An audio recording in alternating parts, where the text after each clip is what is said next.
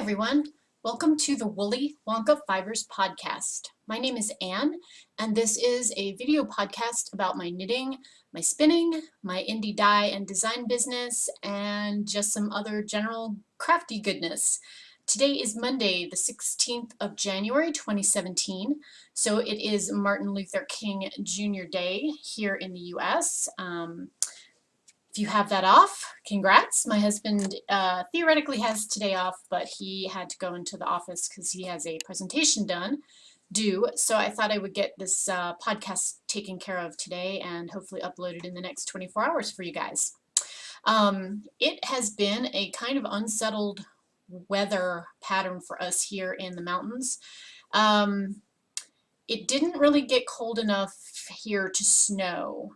We had like some very heavy, wet, sloppy snow ice combo, but then otherwise we just got rain, which, you know, rain is great. We certainly always can use that here in the high desert. I'm hoping the mountains got feet of snow, because certainly if it had been cold enough to snow here, I wouldn't be doing the podcast today. I would be outside shoveling. So there's good and there's bad. So it's still kind of overcast and gloomy here today. It's very damp for us. We generally have really low humidity here, and it's kind of one of those gray East Coast United Kingdom sort of days where it's gray and it's cool and very damp outside. So I have a feeder just outside my window here, and I refilled it not yesterday but the day before, Saturday. And I have two feeders actually. The birds are just going to town, so I'm glad that is giving them a little food supply this time of year. Anyway, let's see. A couple of sort of administrative things that I just wanted to remind you guys about. I will be at Stitches West in February. I put some information up in the Woolly Wonka Fibers group on Ravelry. If you're not a member, just do a search for Woolly Wonka and that should come up. That is February 23rd, 4th, 5th, and 6th. That is in California. I'm in booth 120. And then just another quick reminder that I will also be vending again at the Interweave Yarn Fest this year, and that is in March, the 30th and 31st, and then Saturday, April 1st. That is up in Loveland, just north of Denver. And I think I'm in the same booth, or maybe one booth one way or the other. Same booth that I was last year, which is 601, which is as you come in the main doors. It's the one farthest. I'm in the first row as you come in the doors, but it's farthest from the main entrance, if that makes any sense. If you go online, I will put a link to Interweave's Yarn Fest's main page. You can see the layout of the vendor hall. There's some nice listings there. A few new vendors this year. It's not huge like Stitches West is, but it's a really nicely curated group of vendors. And so if you're in the area or have reason to fly in to take some of their awesome classes, which I highly recommend, I hope to see some of you guys there. So that's upcoming for the next couple of months. I'm in the process of doing a ton of dye work for the Stitches West show right now as we speak. I did first run this morning. Those are cooling. I'll rinse those out when I'm done my podcast and do another run. And tons of skeining. Skeining is the bane of my existence. I think it makes the skeins look lovely, but boy, it's time consuming. So necessary evil, I think, but it is not one of my favorite parts of the job. We'll just say that. Okay, so I think that is it for kind of administrative, upcoming, informational things. So let's talk a little bit about what I've been working on. I have finished the cabled vest I was working on. The only thing that is left to be done on that is to actually sew the buttons on. So that is done and off my plate, which is great. Then I can shift that off to my technical editor, and then it can go out for testing. That again is going to be a March release. And I'm really happy with how it came out. I think it's going to be one of those pieces I personally get a lot of wear out of the sample once it's kind of done its tour. So right now what I have on the needles is a 2-color shawl that I'm working on the sample for to take to Stitches West. More information on that when I get it finished. You guys will get a sneak peek of it here before it debuts in the booth at Stitches West, where I'll have kits for it. And then the next thing up on my to-do list I'm really, really excited about. I have the opportunity to work with a DK weight yarn from Shalimar yarns. Now, let me just back up a second. So I've done some work with photography for Christy, who owns Shalimar yarns, and she's the dyer and brainchild behind that. And I love her logo, which if you take a look at it, you can see is a horse and some swirly stuff. So we had gotten chit-chatting about things, and I told her how much I really liked her logo and how great it was, and she says, oh, that's my retired endurance horse, her Arabian Shalimar. I used to ride endurance. So then we had 30 pages worth of emails about riding endurance. Now Christy's on the East Coast, and it's a pun intended horse of a different color to ride endurance on the East Coast. There's not the same amount of open land.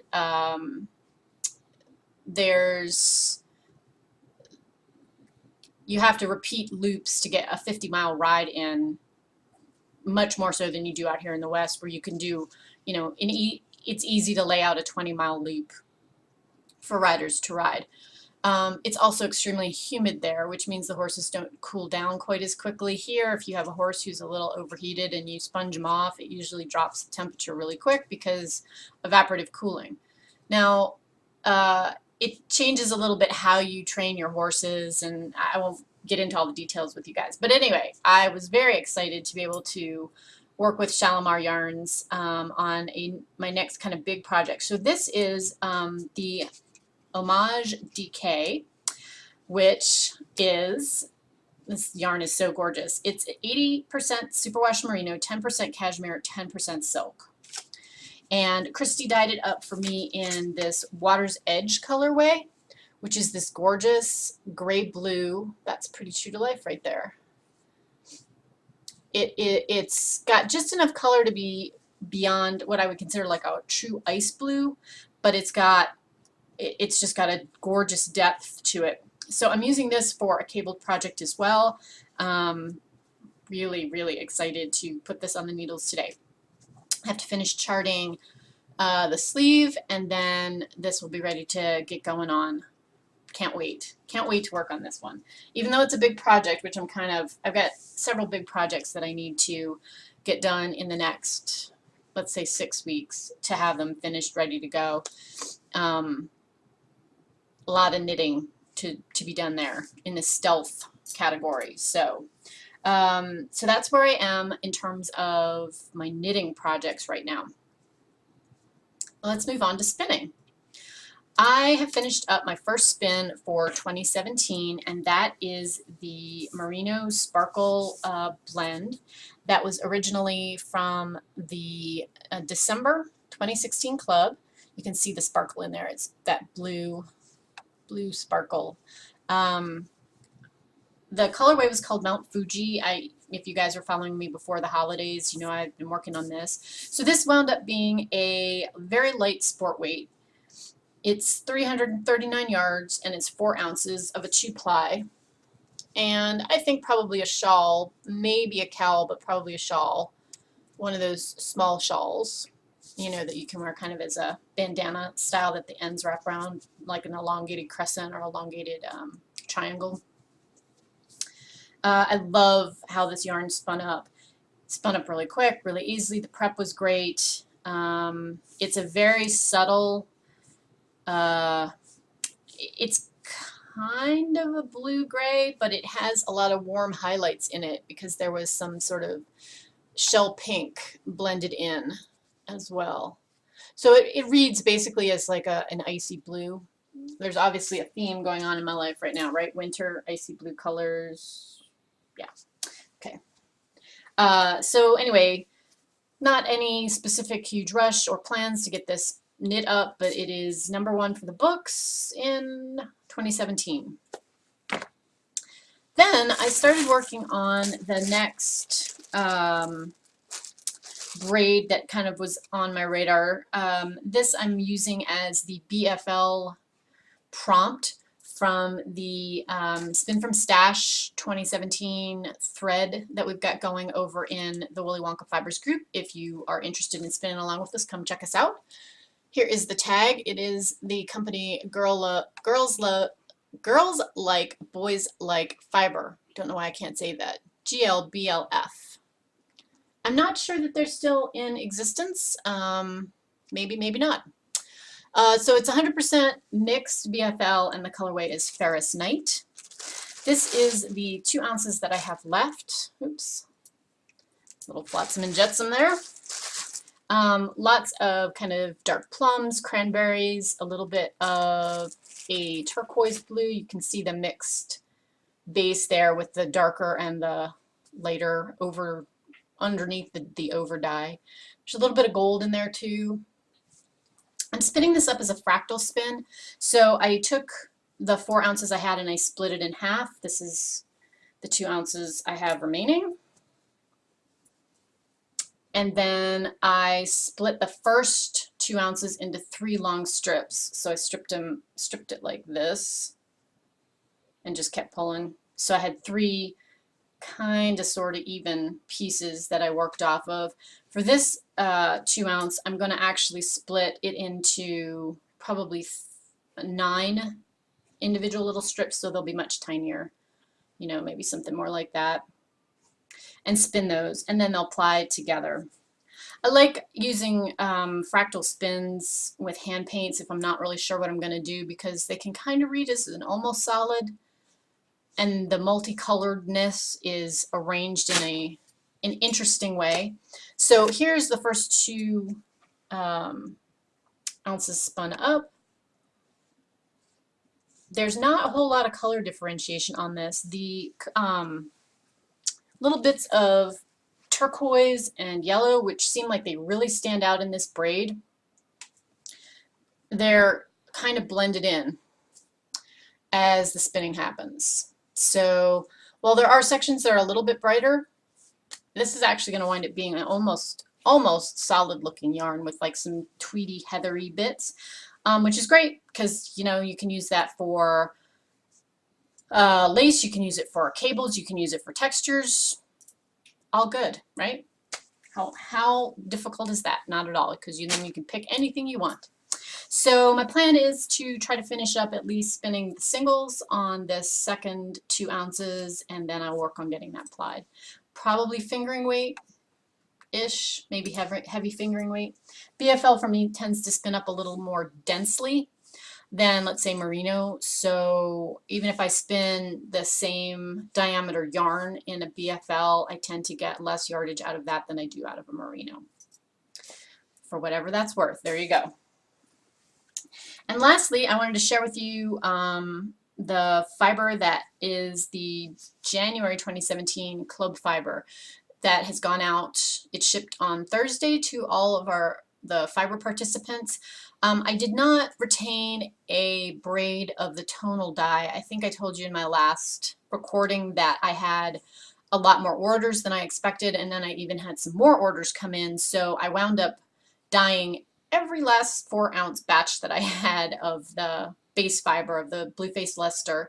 So that's all gone out the door. So I didn't have a tonal one to keep for you guys, but you can at least see what the hand paint looks like. And this is my braid that I'm keeping to spin for myself, which I'll be spinning up later in January into February. This colorway is called A Wrinkle in Time.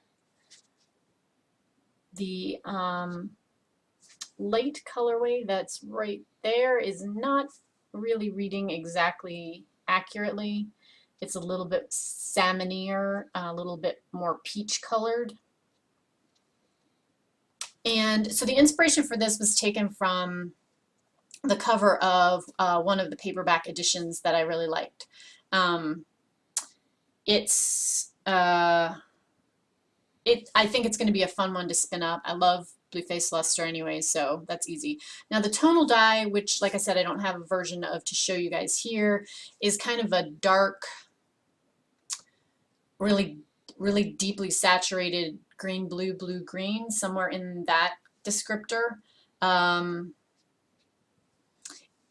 Designed to coordinate with this, should you want to do something stripy, or should you want to spin one ply of that and one ply of this and tone down some of the pops of the brighter colors. You have that as an option. I know there's several of you who got the two versions, got one 4-ounce braid, one of each colorway to work with. So hopefully that'll give you some options. If you're interested in seeing some of the other inspirations or seeing what this inspiration was, again, the Woolly Wonka Fibers Ravelry group, there is a thread for the 2017 Fiber Club. And then you can also see what else I've picked to be the inspirations for the months of February and March upcoming. So anyway, January 2017 Fiber Club. Can't wait to spin this. It will be next after I finish the current BFL that I've got on the wheel. I think that's it for fiber. I did want to mention that I noticed last year at Stitches West that there were not a lot of vendors with fiber. I actually had several folks who came in and were like, I didn't even think they allowed that here, but they do. So I will have one display rack that will have hand-painted, hand-dyed fibers and some of the custom blended rovings with me at Stitches West. Not sure yet about Yarn Fest, if I have room in the booth to bring fiber or not. But if you are local and are planning on attending Yarn Fest and you definitely want me to bring fiber, let me know. Leave me a comment, talk to me on Ravelry, send me a private message, whatever floats your boat. I'm always glad to have some feedback, because certainly makes it worth my time to show up bringing things people would actually like to purchase. All good. So that is it for spinning. Let's move on to my last little tidbits of the day. I am currently working on, in the world of cross stitch, let's see, gone back to working on my full coverage piece, which is decorating the wreath. It is a Heaven and Earth charted design with artwork by Scott Gustafson. And you can see that I am working on this section right here. I'm going to work down this way and across to the middle, so excuse all the hanging threads there. So I'll get this worked on this week. This is my project for the week. One of my online buddies in the world of cross stitch, Stitching Petunia, she's a hoot. Terry, she lives back in the East Coast. She has sort of set up a challenge. She actually has 4 challenges, and I don't have enough things on the go that fit into those slots that she has proposed to do challenges with. But this is one of the projects that's on my list that I really want to get finished in 2017. And so she has another piece that's again full coverage, meaning, you know, each one of the little blocks of the crosses of the base fabric is covered with a stitch for the entirety of the design.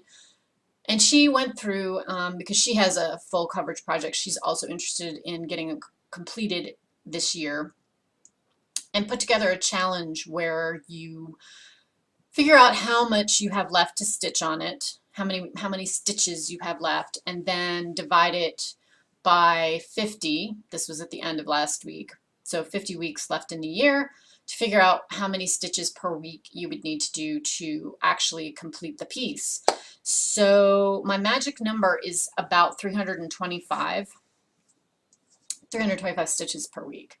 So my thought was, you know, if I just did that somewhere between 300 and 400 stitches a week, each one of these little squares that's in between the red lines, it's like right there underneath my finger, is 100 stitches. So if I did 3 to 4 of those every week and just put that on my to-do list, this would be done in time to even get it framed for Christmas 2017. So I think I am going to move this to kind of that prominent location in terms of my time to work on it list. Is that a thing? and see if I can't, make good progress on this every week where I'm not just working on it. My original plan was, oh, I'll work on it 1 week a month. And I think I still will keep 1 week a month where I do nothing but work on this. But I realized this past week, I have some of the smaller projects where I'm doing like a mystery stitch along where the clue is small enough. It's only taking me 1 day to do it. That could be a day where, or that could be a week where I, have that budgeted to work on. I get that little square done and then put in another 300 stitches on this. So anyway, let's see how that goes. That's my current plan. If I get my 300 stitches done this week, I'll be done kind of halfway through that opening. So I worked on this yesterday and I got this 100 stitches done, so be about there, which would be great. So that is what I'm working on in the world of little stitching projects. And lastly, I wanted to say thank you to everybody who commented or sent me a private message about some book suggestions.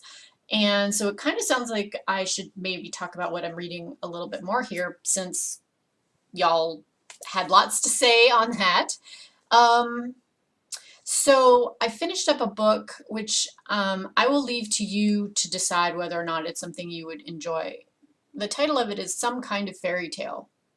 And I don't think I can say this is a book I loved, in the sense that I wouldn't put it on my all-time best books I've ever read list.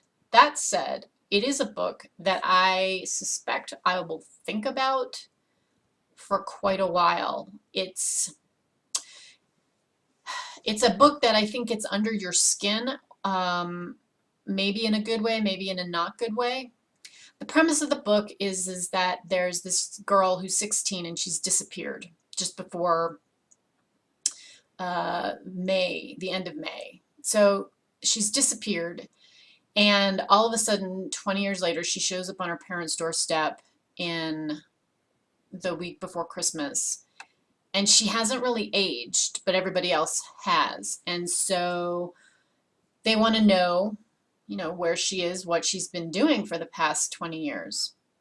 So she tells everybody that they won't believe her, which they really don't. They think she's a nutcase. They send her to a shrink. She's, they want to know why she's making this stuff up. She seems sane other than this story that she tells, which is that she was spirited away by a fairy. But don't call them that. They don't like that. So she has an entire story, history, all of these things that happened, which in her mind was 6 months, May through October, that she was with them in this alternative time, world, everything. And she doesn't have any knowledge of the things that have happened, the changes in cars and television and everything. She has these sort of odd things that she knows how to do differently or well, and her eyes bother her a lot, which she says is because of the light from where she had come from, where she had been for the previous 6 months. And so it's told from the story is told from a couple of different vantage points, some of which are the people who were her contemporaries and have now, grown older, her parents, her brother, her boyfriend. Some of it is her telling of what happened in the 6 months in her mind of where she was away. They also add in the psychiatrist who has started seeing her and is trying to figure out what's going on. So it's just kind of an interesting take on, what is sane, what is insane, what is truth, what is not truth. And I'm not going to tell you how it ends or what happens. But, it's just one of those stories where the author's done a really great job taking things that occur in everybody's everyday life that seem improbable, impossible, unlikely, things that happen that you kind of can't explain. There's a backstory that he writes into the story, and so our heroine Tara is able to explain some of why those things are happening. So an interesting read. I would not recommend it for, it's not like a young adult kind of book. It's definitely an adult kind of book. So like I said, an interesting read. The name of the book is Some Kind of Fairy Tale. I'll put a link in the show notes. So I finished that book. The next thing that I'm reading, total 180, but which I was so thrilled that our library had a copy of, is Laura Ingalls Wilder's autobiography, The Pioneer Girl.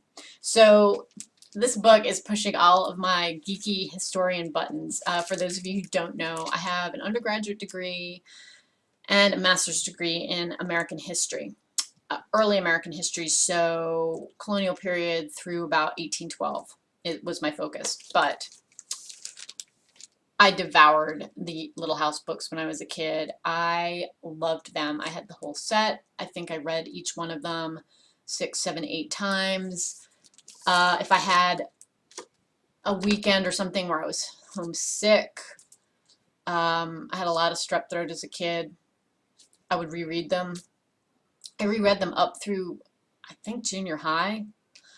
And I had the versions for like $1.95, which probably tells you how old I am and how old they were. I adored them. I loved everything about them. So this is Laura Wilder's autobiography, which she wrote kind of with an eye towards an adult audience as opposed to a juvenile fiction audience. And so one of the things that's interesting in this book is, and so I'll just show you really quickly, they have it laid out where this is her writing, this is her story, and then the annotations are here. So there'll be a footnote number, and then you can read more in depth. So one of the things that's interesting to me about this book is the fact that, you know, the Little House series, as we know them as books, are fiction, and there's certain things that are left out. And it's interesting in the annotations to see how the editors tried to clean some stuff up to make dates seem like they would make more sense to a younger reader. You know, initially her family left what we think of as the fiction readers as the house in the big woods and went to live on the prairie, and then they went back to the big woods before they went back west on the prairie again. So there's some jumping back and forth, and the editors, the annotations describe why the editors made certain choices and why they moved the story in certain ways. The other thing that I really love is the fact that they've got, let's see if I can find one, they've got photos in here of folks that Laura mentions. So, for instance, here's a photo of Cousin Peter. If you've read Little House in the Big Woods, you remember that they have the dance. They've got the sugaring and the winter dance, and Uncle Peter is featured in the story, and he's the wild man, and he's back from the Civil War, and everybody thinks he's a little off his rocker.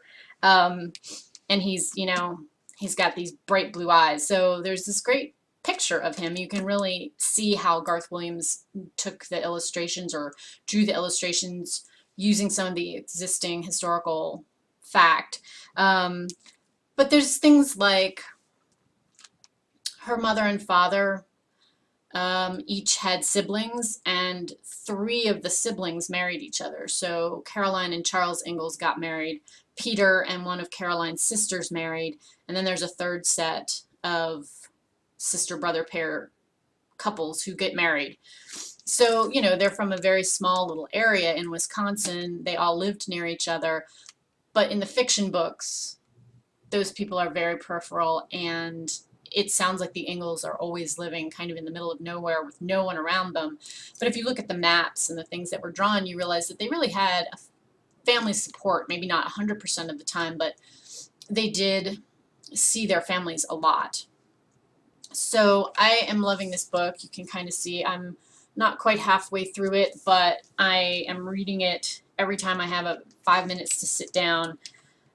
I'm loving it. And my aunt Barb used to be the director of the Minnesota Historical Society, which has a bunch of the Ingalls family's historical documents, photos, some writings. They have Caroline and Charles Ingalls' wedding certificate, marriage certificate. So I've seen those in person, and that makes it even kind of more fun.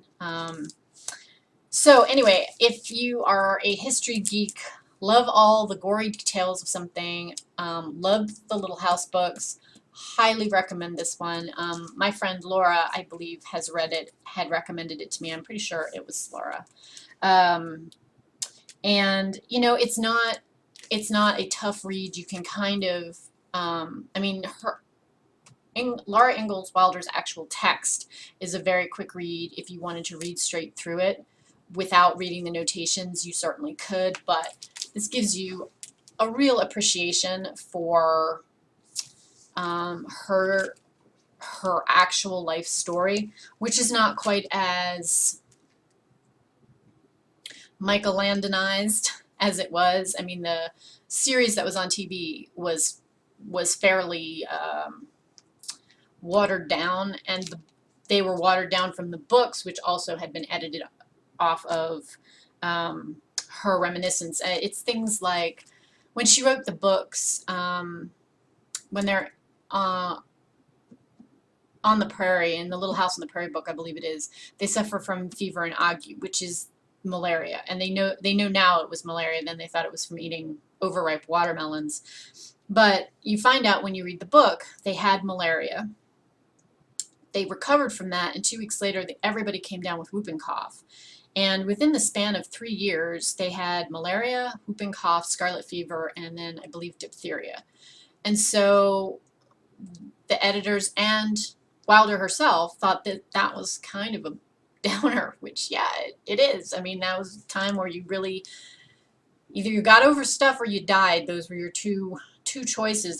You weren't really being treated very well. I mean, they were treated for malaria, but they, you know, no antibiotics, nothing that would be what we would consider in modern medicine really a treatment for many of these things. Just, you know, ice baths or keep someone warm or drink hot liquids, whatever. Very symptomatic measures. So, you know, when you realize they had 4 major diseases that could have killed off any or all of them within the space of 3 years of her childhood,